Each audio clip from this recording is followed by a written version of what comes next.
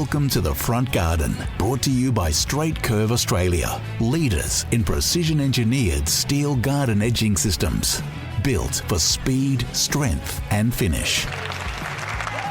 Hello and welcome to the Front Garden podcast, brought to you by Landscaping Victoria and Straight Curve. My name is Adam Hompas, I'm your host, and we're here to talk all things landscape with you. And today we have Alex and Mauricio, co-directors of Takaynar Landscaping. They are based out of Melbourne. They are husband and wife duo, so welcome. Thanks for having us. Thank you. As always, I want to know, I guess, we'll start with you, Mauricio, how you started into the industry, mate.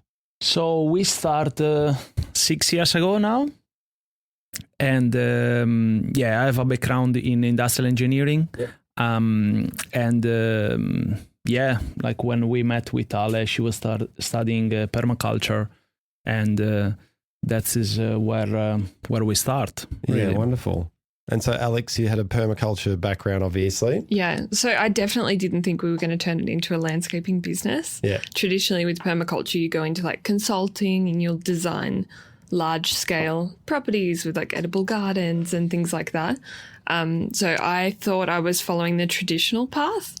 And Mauricio and I, should we tell the story of how we actually got into the... Yeah, absolutely. Yeah. So pretty much was during the pandemic. Yeah.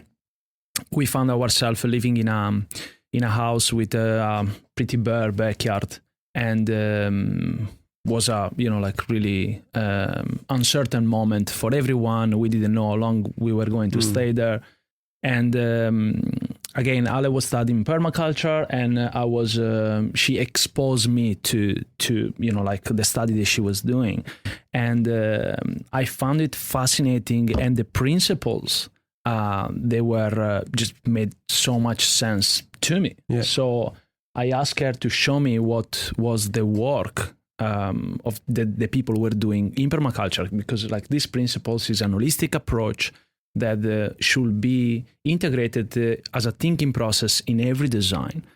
So, but then when I saw what was, the practical application of that, I realized that, okay, but that is really niche. No, like the principles are great. You didn't like it. You were like, it's too farmy. It's pretty ugly. I says like, that's not sexy enough. People like, it is difficult for people to approach that unless they are in that specific niche. Yeah. So we sat down and we said, okay, let's apply this principle and let's apply all my knowledge in engineering and let's try to work out a design that mix all of this. Yeah.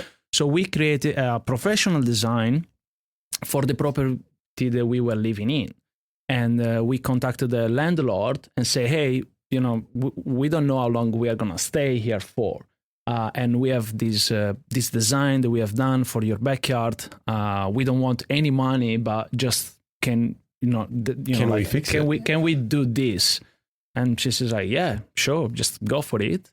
So we created this design, and after a few months, was a beautiful design. It was like a mandala garden. And she was quite impressed by the project itself because, he's an engineer and it was very detailed. And just for people that don't know, permaculture involves like soil science and understanding the climate to the T and going really in depth with how the site's going to age over 50 years, 100 years. So she was just like, whoa. Yeah, that is great. And when she saw it, she says, that is amazing. Can I have a design for the other two properties? So you had, with the industrial design element and the permaculture, how did that come together to it? So obviously you did the designs for the house and then you implemented everything as need be.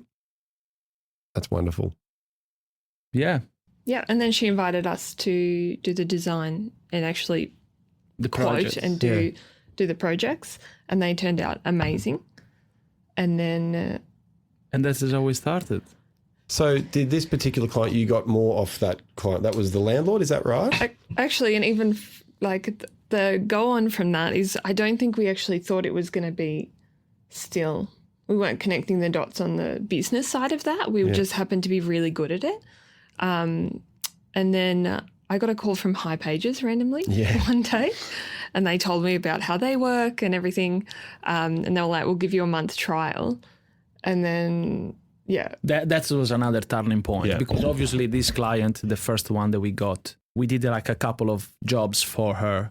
And then obviously, but having a client is not having a business. Yeah. So, and that's the High Pages was another turning point in the business that put us on the I think that's a starting point for lots of people. Like we did myself when it was just me and a wheelbarrow and a ute. That's what I did. So talking about wheelbarrows and utes and things, what did your setup look like at the start? You guys started, so you did design, construct, everything, just the two of you? Yeah, we started with a shovel. We really started from the ground. We didn't even have a car. Yeah. So the reality is deposit down, get what you need, and then we were always using really high quality stuff. So we were, from the start, it was like the best soil, the best materials that you could use. But it was just, we still to this day reinvest everything back in the business. Yeah. So it's just focused on improved experience. And what does your setup look like now with Takaynar? Now we have a warehouse in Reservoir. Then we have an office in Collingwood. And we are around 10 people overall in the business. Fantastic. Like with trailer, ute, we are investing in machinery. And that's the setup. And so what would, Alex, what's your role on a day-to-day basis? Do you still get out to site a fair bit? So that's just with the pregnancy. That's just changing, which has been challenging for me because we started, I don't think any of the staff have even seen us work like we started in terms of, we were doing everything. We were doing everything. Yeah. So now we've just kind of worked on our roles together and how we're going to contribute best to the business going forward. So now I'm focused on growth, like marketing. I connect with the clients a lot. Like I love talking to people and seeing how they're going, visiting the old gardens. I do the photography, all of that. I still monitor the design studios. So this morning at 6 a.m, I was going through all the designs that came through, do screen recordings of changes to make and stuff like that. And then solving problems, as soon as I get a message, there's a problem. Are you going to solve it or am I going to solve it? And we go from there. Just a toss of the coin of who takes that problem on for the more. Who can deal with it better on that day, yeah. And Mauricio, to you, mate. So what's your day-to-day role? So I fix problems. The fixer? No, pretty much the main thing is project management. So I follow the boys on site and just make sure that everything is flowing and working proper, even though we have an amazing team that is taking so much. They're so cool, yeah. They are great.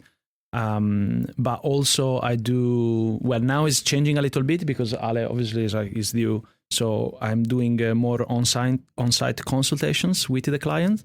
And then I participate a bit on the design process, which probably we are going to cover in a minute in terms of how our expertise mix in our design. And I do all the finance, so make sure that everything is sustainable in what we do. He's good with numbers. I'm way more creative, so it's... Yeah, well, that's a good combo. Yeah. That's a very good combo. Yeah.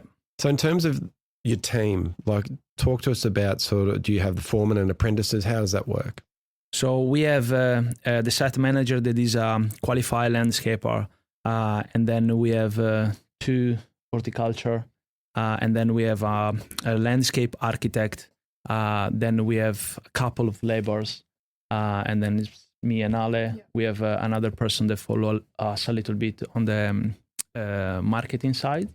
And we are looking for someone now to support the site manager. Yeah. So someone else that is qualified or really experienced to support. Yes. Yeah. It's a complicated balance because the amount of work that you need every time you grow is a lot. Like you have to expand a lot, which means that our jobs get way more in terms of, okay, I need to make more, sell more designs and you need to grow the business more. So you can't just keep hiring people.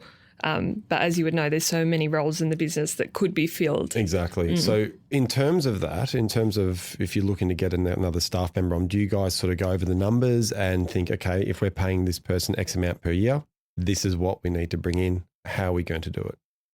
Yeah, so we try to, because technically we could go out today and sell way more than what we are delivering. The point is that we are really careful on the growth. We wanted to do it sustainably. And also, we also know that building a team, if I put 2, 3, 4 people that they never work together tomorrow together, there is some frictions that need to happen before then the team start to flow proper. Yeah. So we are building the team, but we are trying to slow the process of the building because we want to create the right culture. And the right culture is not built in one day with a day training. Yeah. It is built, like through, like working shoulder by shoulder, like for... And shared values and, okay, how are we going to get the right people together that, we've had a really good run so far, but we've had 1 or 2 people that come in and you see the whole dynamic shift and the vibes are totally different. And so it's just been a good thing for us. Like, okay, what are we looking for in a person? Because it's not just, can you build something? It's like, how are you going to work with this person when it's easy, when it's hard, when it's everyone's tired? It's a physical job. And so at the moment we've got epic stuff. Yeah, it is great. And also our main focus is the client experience overall. And in order to have a great the client, in order to have a great experience, you need good vibes on site. You need great people to work together. I always use the example of a coffee. If you go to buy a coffee, doesn't matter what the coffee it is, if it's done by someone that doesn't want to be there, it is not as nice. Yeah. So we apply the same thing in the work that we do. So at the moment, we work to create this culture that we are really happy with. Yeah. They are great people. We really love all the people that are working with us, and they love to work with each other. So we want to preserve that. So every person that we add has to be a fit for that space. Absolutely. And how do you guys manage the jobs on site? So, for example, do you have any sort of apps that you would use to message and do project management things? I think we're in a moment that we don't have it perfect. That's the truth. We're figuring out how to grow at the moment because you don't want 10 softwares. No. So there's all these things that promise, but we do have them. I hear it. I hear you. Yeah. We have Deputy, which do you know Deputy? I don't. It's like where you can manage all the rosters, but also the communication. So there's a news feed at the end of the day. Everyone will put what they've done, pictures of the site, where it's at, which is really helpful because if I'm in the office, I can see what's going on. I can communicate with the client and say, hey, we're up to here and so on. And then we use Microsoft, which is Microsoft. Which is good for like to-do lists and stuff like that. I don't think we've got our project management right, to be honest. It's one of those things that's just like, I don't know if you've got a solution. Look, no, to be honest, I'm shaking my head because there is so much out there. I've never come across one exact app. Like we've got about 3 we use. We use Monday project management software. We've got Xero for our timesheets and Xero projects. Yeah. So there's all these things. And then WhatsApp for the messages. So that is a bit of a challenge, obviously. I guess you guys need to sort of find what works for you, trial and error. So nothing different there. Yeah, and again, you can't change a software every month. No. And that's the other thing, because once you need to give the time for the stuff to get used to. And also you have to make a decision because once everyone gets used to change, it is going to create again friction. So do you find that getting the team used to your systems, like with the apps and things like that, as you said, if there is a slight change that you think, it's just a new app, it'll be fine, they'd be like, oh my gosh. We know it won't be fine. Exactly. I think I have enough experience on site and like in the different roles of the business, not just in Takaynar, but even in Italy, like on my work, apprenticeship and all my path there. I know that especially the people on site, they are used to do manual thing, etc. It is every app, every software that you add, it is add friction. I think the good thing is because we've done it all, like in terms of we've been on site, we can empathize with what it's going to feel like when someone tries to get you to do some system online. Because when you're gardening for a whole day or you're planting out, the last thing you want to do use something complicated on the computer because it's a different mindset that you need. So we're just trying to ask for feedback at the moment and say, what's working, what's not working. Deputy's working, I think. Yep, so far. So far, Deputy's working. And it's all trial and error, isn't it? Yeah. Yeah. And then we've got Trello, which is the same as Monday. Yeah. Yeah. Eventually, Alex is pushing in this direction years now. Her idea is to create an app, like an internal software for ourselves. Yep. But again, it is a project that requires time, resources, and I kind of want it. I want it for the clients as well because there's a lot of communication that we have with them. I really struggle with the fact that sometimes the client will call me, text me, email, maybe WhatsApp, and then all these messages they get lost. They get lost, and as the team grows, I need the person in the design studio to know what Jenny asked 6 months ago about a plant. Like, how do we actually pass on the communication properly? Didn't solve that one yet. No, well, it's one of those things you just got to keep chipping away, I guess.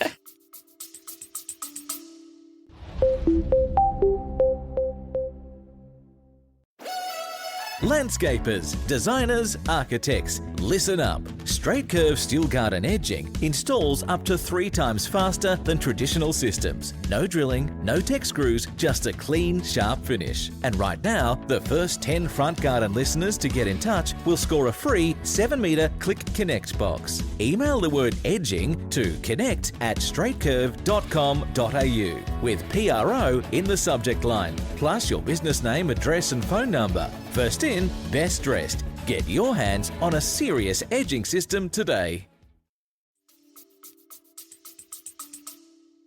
Just wanted to jump in back to you, Mauricio, about obviously your background. So in Sardinia, industrial design, you studied industrial engineer. Industrial engineer. So talk to us how it was, learning about that back home.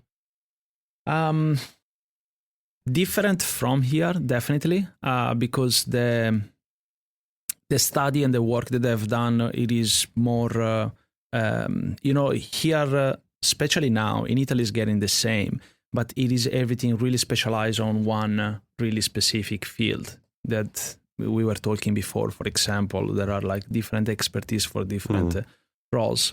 When I was studying, there were more, as you say in Australia, more meat in the barbie. Yeah, so it's like a bit more broad in terms of in the sense of like my experience on site was I covered things electric, plumbing, gas, like all the stuff that happen on site were covered on the practical work, and at the same time I was doing an apprenticeship with an engineer in the studio, so was on site and design going at the same time.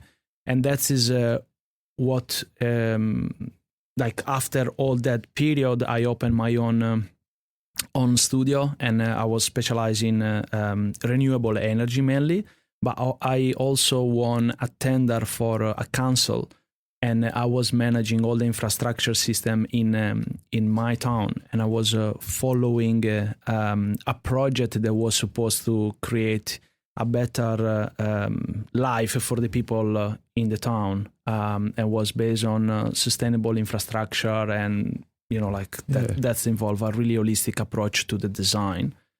And in that experience, I realized how much friction was between the people that were designing without the on-site experience and the people that were working on site. And this kind of friction, I found it that was fascinating. So I tried to, when I was designing, to keep in mind what the people actually were going to do on site after. And I think that is one of the main value that I always pushed since day one with Alex, because she's a designer. And for me, that the friction that usually happen on site when someone take a design in his hand and has to apply, and she's like, and has that friction because doesn't, necessarily it is functional or easy to create, etc. I bring that friction in the studio in the moment that we are designing. So I challenge the design before then the design goes out. Yeah. And that's was a tough journey for our relationship. No, but that was one of my questions highlighted. But I think that it is important to face that before, so that it is going to get smoother. Yeah. Run after. So it's talking about the relationship between you guys and how you manage it. How do you manage it? Really well. So we met working. Yeah. So we don't know anything different. Yeah. And we definitely don't take anything personally. I think we respect each other and our thoughts and expertise, whether it's always right or wrong. We're willing to push back on each other, and we'll trust that we get to a solution. But yeah, we've never had an actual fight, I don't think. I don't think that we manage. It is we both have a really strong working Hectic. and I think that we work as a life mission. It is not something that we do 9 to 5, but even before, we always lived our life fully in this way. So there's no sign off for us. We don't sign off. We don't mind to talk about work at dinner. We'll keep going over ideas and what are we missing? What do we need to learn? It's because you're living your work. You're pretty much what you are producing. You guys live your life. So it's true. Yeah. It's part of our identity. Yeah. And Alex, with your study, to be a designer, what type of study have you done? So I've done 3 permaculture design courses, all from different perspectives of teachers, which was really interesting in terms of what those teachers focused on. And then I've done landscape design as well. I'm actually a qualified teacher for permaculture. I just never, I didn't really do it to do it, but now it's good because I can train the staff in those things. So permaculture design heavily and then landscape design. I actually did want to be an interior designer. That was always my intention originally. And I think all those things kind of come together when you understand the way you assemble an environment is the way that people will feel when they're inside of that environment. So they're all intertwined. And I keep studying now. I keep trying to learn different things, different techniques. We do everything from food forests to perennial gardens to native, indigenous, it's very broad. Yeah. And when people start working with us, they're like, whoa. Funny that you mentioned that, because one of the questions I had was permaculture in the suburbs. So obviously a lot of suburban landscaping is still your pretty traditional landscapes, your hardscapes, whatnot. When you introduce ideas like permaculture, the food forests, and regenerative gardens, how did the clients react initially? So we never went forward with, here we just do permaculture and so on. So we are open to any discipline that is the best thing for the client, basically. So whether that's permaculture, regenerative design, traditional landscape design, we're not against anything in particular. It's just got to all mesh well with our values and what we think is best for the client. So we've never been like, we'll do a permaculture design unless someone asks for it, which we get now more so than before because we didn't have a big brand back then. So I wouldn't say we're purely permaculture. But that's just one of the branches that you guys have to create a garden. You'll do obviously your hardscapes and also the permaculture if the client wants it. We use the principles. We use, as Alex said, the best from every discipline that we know or we are studying, including psychology and anything that is going to help us to create a better work for the client.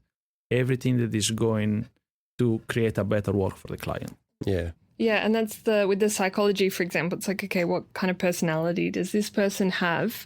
And just everything from the behavior, like finding out a lot about the client so that the design, even if the client thinks they want something, sometimes it's not gonna fit with their lifestyle. So helping to coach them into what's actually going to last 20 years for them and keep getting better with time rather than something that they saw the neighbour do because they feel like they should do that. But it might not work for them. So do you guys have a series of questions or qualifying questions that you will speak to them about and find out who they are and that type of thing? We actually have a very comprehensive kind of, what would you call it, onboarding, or from the minute that they do a free Zoom call, which is the model that we've come out with now.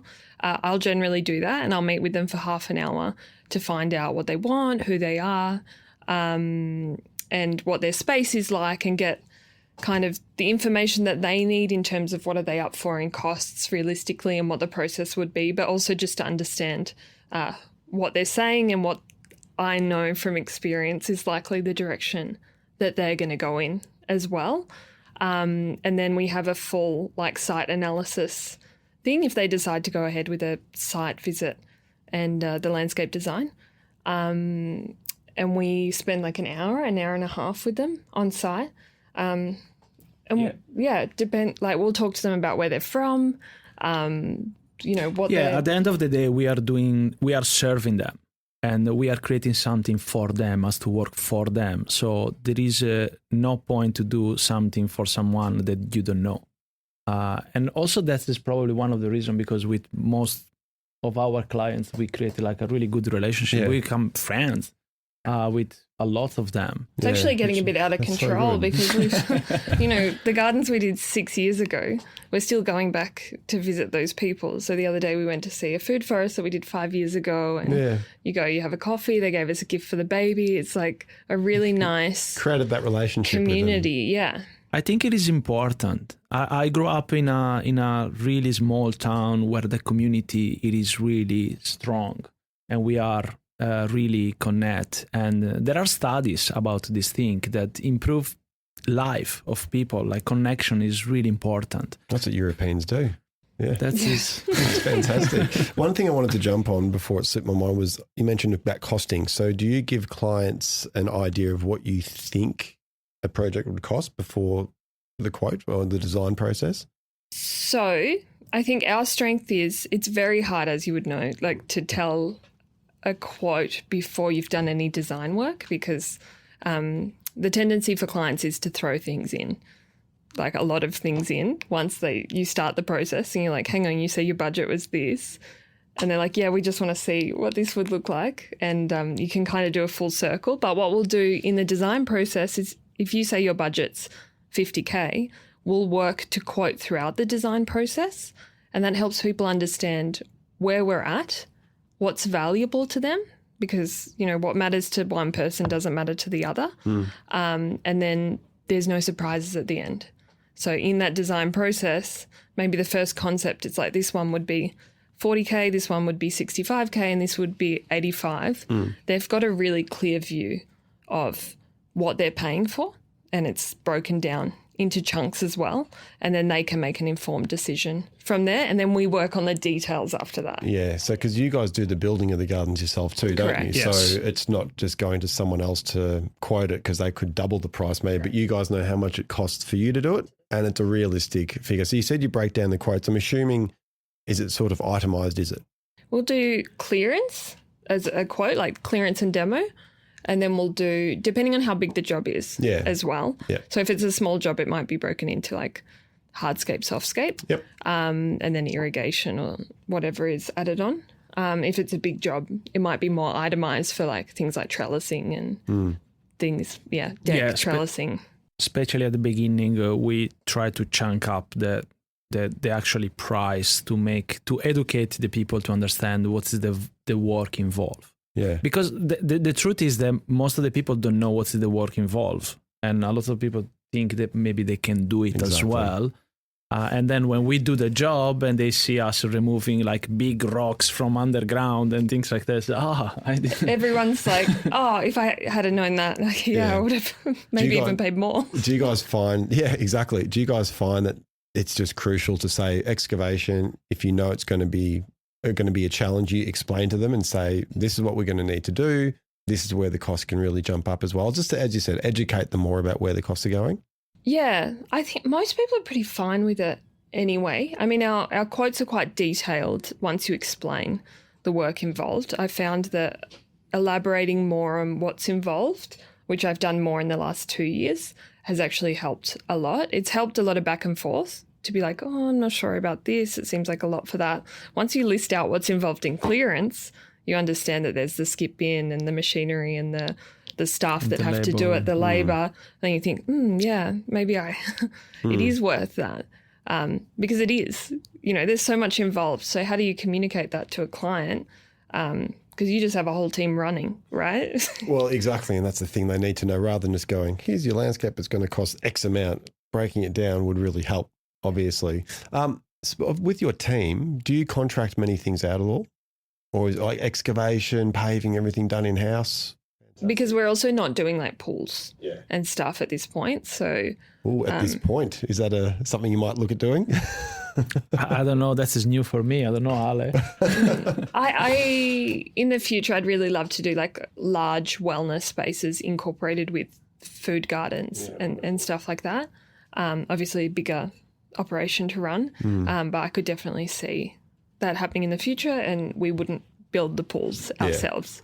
The day-to-day operations with you guys, obviously, if you're out on site a lot, Mauricio, this and that, what are some of the main challenges you'd see on site, like excavation, soil conditions, rock access? I think it is logistic, one of the main challenges, because when you work through, you don't have a big site where you can deliver all the material, all the machinery, and you have the right space for everything, etc. So it is timing and logistic to have the right material at the right time, and everything has to be clean, and like obviously the street has to be clean all the time and all these things. So it is timing and logistic. And I think that because we have a comprehensive work that we do on site, there is not, like people need to be able to do different things. So there is we have labor, but there is not a job for a labor that every day is doing laboring and that's it. There is, like a kind of expertise that has to build up a little bit over time, which is great from my point of view, because you have the opportunity to, vary a lot and to grow your, we truly believe we really want people upskill themselves, and we want to see grow in every individual in the business. So that helps. And they'll probably want to stay for that reason. As you said, labourers might just be pushing a wheelbarrow on the shovel for however long. But if you guys are helping upskill them, that would be, they'd be more invested into the business, wouldn't they? Have you found? And the truth is that there is not a lot. Again, it is not like a labor is pushing a wheelbarrow for 2 weeks on a row, because that's the only thing to do. It is actually We've had not good feedback possible. about that. People are like, it's cool because it's always a different place. Well, that's our industry, isn't it? There's Yeah. so much to do. Yeah. So, yeah. So much to learn, always. Always. I will say another thing that we experience in our business, especially we realized that when me and Ali, we were working together on site as well as in the office all the time, was that the hardscaping part of the job and the planting of the job done on the same kind of, they have different energies. So need to be created in a different kind of moment or from different people. Which is what we're doing now. So we've now got the horticulture team and we're growing the maintenance side of the business. So just maintaining the gardens that we've done, basically. And then we've got the construction team. And so just trying to create that kind of crossover so that they can come in afterwards, after the heavy construction's done, and just plant it out and do all the details, because detail energy is really different from demolition energy. 100%. So you guys have got the maintenance going as well, obviously. Yeah. It's not huge at the moment. I think we've probably got 20 gardens that we're maintaining at the moment. But that's what we're working on. We've just had Freddie and Joel start, 3 weeks ago? Yeah. And just developing those systems and stuff like that. So do you find having your own maintenance side of things helps to find the problems too? If there's an issue on site before the client calls, they can say, oh, we've noticed this is happening here, this is happening there, so you can fix it before the client calls in a panic? Well, we never really had these problems, I guess. I mean, we've always gone and fixed, if anything. Sometimes the plant's going to die, and that's okay, and that's out of your control. We always take responsibility. We pay to replace it and stuff. We've never had a major issue, which now hearing from some other companies, I've understood that. It doesn't have to be major. I'm just thinking, even as you said, we might get a call from clients saying that this plant looks like it's not doing well, cool, we'll go back. But if you've got a maintenance crew in there, they can recognise it first and fix without the client sort of. Well, we create a book for every garden that we do. And so we already do a visit. So we put together a whole list of all the plants that are in the garden and care instructions, what irrigation's in the garden, etc. Because a lot of our clients do want to be involved and touch nature. And it's a really beautiful printed book.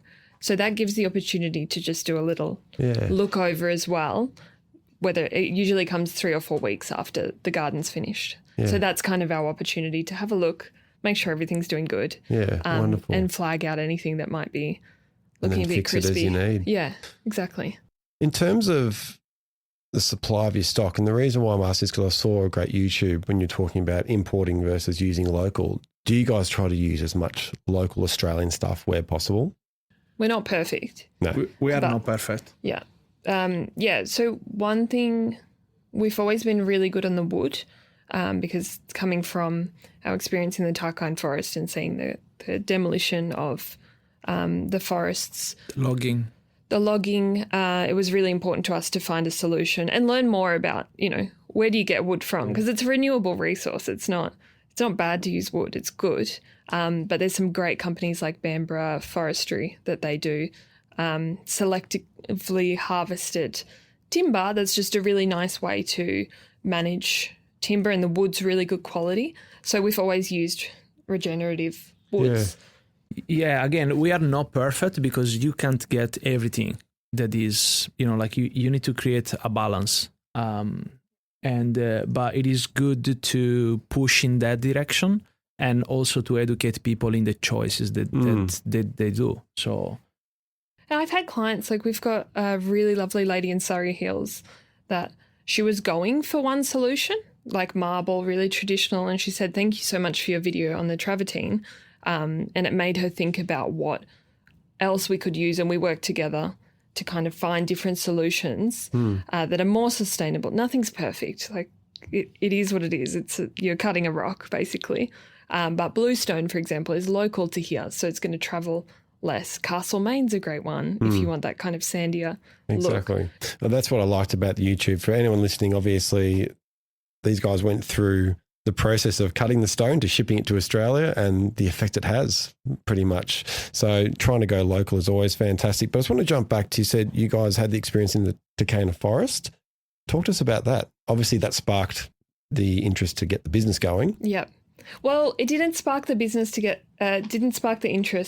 get the business going because we didn't know what it was that it sparked at the time, but it left a really big impact on us. Basically, we were on a 2-week holiday just around Tassie, which is where I'm from. I'd never done the West myself, but as soon as we drove up there, have you ever been? I haven't. It's northwest, is it? West? Yeah. It is wild, like actually wild in terms of you've got an ecosystem that's untouched, very unmanaged, and in its natural beauty. So you've got every layer of an ecosystem that could develop. I think it's something like 80,000 years of older growth into one system. So it's magical. And as we were driving through, we started to see a lot of logging trucks coming out, which I knew a little bit about but wasn't super educated about. And then at some point, after all these like majestic forest, there was a lot of cleared areas, just totally flat. And it was quite extreme because... It was sad. It was so sad, yeah, because it was so beautiful. And long story short, I knew that there were people doing like peaceful protests out there, and we happened to pass by a sign that said, come in for a cup of tea. And so we drove in to... Brought food. We brought food, yeah, we were full of food. We drove into the driveway that it was, and we came across all these people that were out there from all over the world, mind you. Wow. There were, doctors, there were scientists, people that were really passionate about this place. And we actually ended up camping the night there. They invited us to camp there. And they taught us about all the science of the area, where the clear felling goes, which was to China to make paper. So this is what they were foresting for, to send it overseas. Yeah, they wanted the land. They wanted to clear the land. And then they seed bomb it and they grow fast-growing trees. To then sell. Yeah. So they cleared it. So that is the crazy thing, right? Like, because even for me, coming from a land that I never saw something so old, because in Europe we have, thousands of years of history of people using resources there. So for me, going there on an ancient forest, that ecosystem was just magical. It was so touchy to me. And destroy an ecosystem that takes so long to be built, and just like clear it, burn 90% of that timber, use the rest 10% for cardboard, and then just like bomb seeds for fast growing timber. It's like, we need what are we doing there? And from a person that is coming from the other side of the world, seeing that and do not recognizing, like if the people do not recognize the value of that, was crazy. So I mean, we had scientists taking us through the forest, showing us glow-in-the-dark mushrooms and fungi and things that only existed because that system. I've heard of it. I haven't seen it. Nighttime, we walk into the forest, like in the darkness, and these things start to glow, just illuminating, like Avatar. It was just crazy. And 2 years after that moment, we went for a fundraising race, a trail run, run organized by Bob Brown Foundation and Patagonia, and was a trail run which was amazing through the forest. We did like half marathon there, and after the race, I went specifically in that spot where I saw the first time in my life the glow in the dark mushrooms, and it was all clear. There's nothing there. Oh my, that would have been heartbreaking. Is that still happening to this day? Bob Brown, actually, they're very effective, the foundation, because they have a lot of wins. Like, they've stopped the Franklin Dam being dammed. They've had a lot of wins in the Takaynar. I think that the people that were just going to mine there, they've stopped it, but they've also lost, naturally, these are really big companies, not from Australia, mind you. They're not even Australian companies that are just clearing the land. And we just don't understand how special it is to have something so ancient. I think the scary thing is how is it allowed? Do you know what I mean? There's a lot of money there. Like, it's just, I don't understand it. I don't get it. It's really sad to hear. And as I said, I wasn't aware of this. One of the very first consultation, just to connect this with the work that we do and our vision into the future about the responsibility of the people. It is one of our first consultation that we have done. We end up doing the consultation to an engineer. So an engineer, for me, it is a person that has quite an impact in society, because it is a part in our community is designing, is participating to the designing of our community. So we went there, and he was a beautiful house, and he asked us to clear the front yard and make just like a grass area there. And I say, okay, what about that tree that is in the middle? Was this beautiful pear tree in the middle of the backyard, on the front yard, sorry. And he said, just remove it. I said, all right, but do you know what tree is it? No, I don't know what tree is it. It's a pear tree. And he said, so when it's season, it's going to give you pears. And he says, so? Well, you can eat the pear. Food. And he said, and I was shocked. He said, I'm not going to eat the pear from the tree. And I said, what do you mean? I'm going to eat them from the supermarket because it is checked.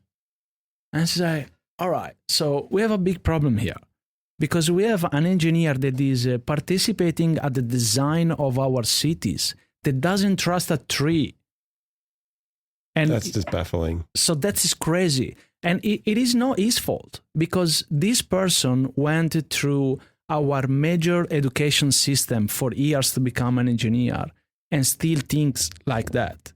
So one of the things that I always say to Ale is that the next generation, like if we keep going with the work that we are doing, we are going to have kids that grow in a backyard with a small ecosystem there that they do not trust, to pick up like a fruit from a tree. And that has a huge impact in our society. And the kids love it. Yeah. And that's the feedback we get. They say the kids love going outside. They love seeing the flowers and stuff like that, which I think is healthy. Doesn't mean you have to be full natchy scratchy, out in the food garden. No, it's something simple. I think schools, I know, are implementing a lot more about, productive gardens and things like that. But even as a kid, I mean, my Croatian background, full of apples and pears and everything, and it would, it's just not a good way it's going if it keeps going this way, especially as you said, from an engineer who's at a design. He was definitely doing big projects in the city. But saying that, I think we're on the right track. I actually think that, you talk to a lot of designers, there's so many people doing cool things. I love seeing all the landscape companies. I go, wow, that's a cool idea. We're moving beyond what landscaping used to be. Yeah. I actually agree with that. A lot of the gardens we get now from designers that we build definitely have a lot more plant life and, reproductive type of things going on rather than just paving and this and that. There's a lot more thought into it. And I think the schools are helping a lot with that from what I've seen from my little boy in school. They do a lot with him and it's great. So do you think that's something that we can do more of? Implement it through the schools, or should it be more part of the landscape construction course or the design course? Where do you think we can make a difference further? That's interesting. I think my permaculture background helped me look at things holistically. And I think also if you don't get stuck on the extreme of that side and you can actually look at practicality as well and aesthetic design. Like, let's not forget how important it is that you look out into your backyard and that it looks good. That's why you invest in landscaping as well. It's not just practical. It is, you want to look outside and be like, wow, that's really pretty. So I think if we could combine those things better and not say one or the other, then we'd be on the right track, which I guess it happens through the training. But again, like we were talking about earlier, there's so many disciplines in landscaping that you've got the design, you've got the construction, you've got the horticulture, and then you've got to maintain it. So how can we tie all those things together? Because people are also looking for low maintenance. So that's what we try to do, is we need to make it beautiful, productive, but also low maintenance. So that's education, and that can happen in schools, but at home as well. Every kid goes home at the end of the day. So, well, I think the number one thing is that with the question before of what could we do different, I think you guys are doing it. You guys are creating the gardens that are going to make a change in a family, and that'll probably spread further. Look at it that way as a big positive to you guys. That's fantastic. One more question I want to ask you guys. Where can we see ourselves in the next couple of years to 5 years? Do you want to push further in building the business? What do you want to do after you've had your little one? No, we actually sat down over the holidays and we did a really defined 10-year plan. Yeah. Because as we grow and see the impact, we can't help it. Like, it's enjoyable. It's enjoyable talking to the clients and hearing, I spend more time outside, I feel better. We have a lot of clients that have very high pressure jobs as well. And it's good to see that they have health benefits from it. So we definitely want to expand on residential. But we've just moved we applied for a tender yesterday for a school, like a very cool project. What else? Commercial spaces. I think workspaces is something that would be really meaningful to get into, having worked in quite a few offices.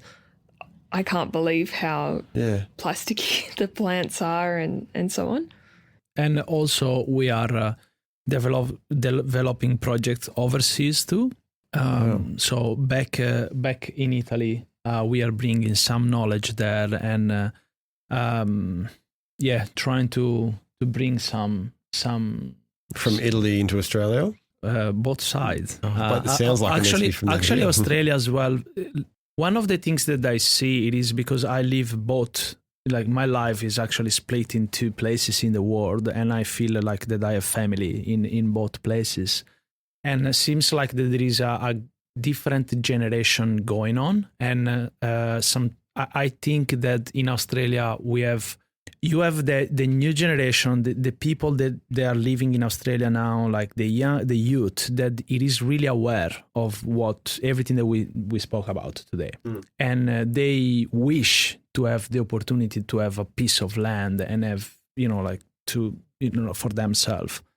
On the other side, we have in Italy a generation that is my generation that come out from growing up as a kid with bags of veggies running between the grandma and the auntie, because everyone had a piece of land, not necessarily like to sell, but just to have the growth, like some growth for the family. So when it's broad beans time, every kid is running with it. Yeah, and there is this big exchange. We grew up with that.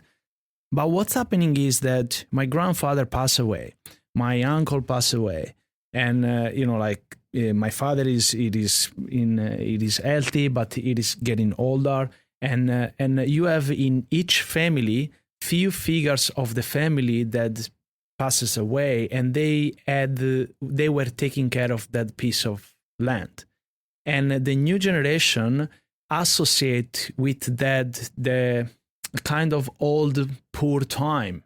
They are they are inspired by the Hollywood cinema, living on a skyscraper and like New York kind of lifestyle. So they are it is completely dissociated from that kind of lifestyle, right? And what's happening is that it is full. I come back all the time, and it is full of small pieces of land that are unattended, because the generation that they do not recognize the value of it.